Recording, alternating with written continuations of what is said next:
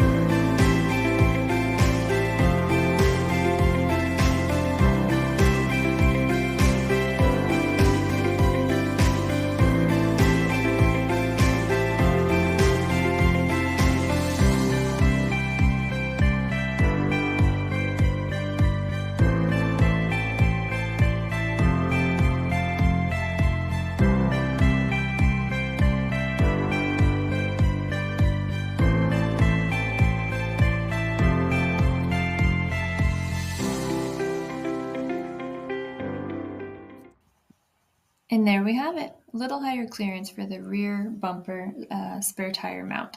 Took me all but 15 minutes, a little extra time to go back and forth to find that adjustable wrench. I'll include a link for the hitch in the description below. Check back to see my custom spare tire cover that I've ordered. I'm very excited to share it with you.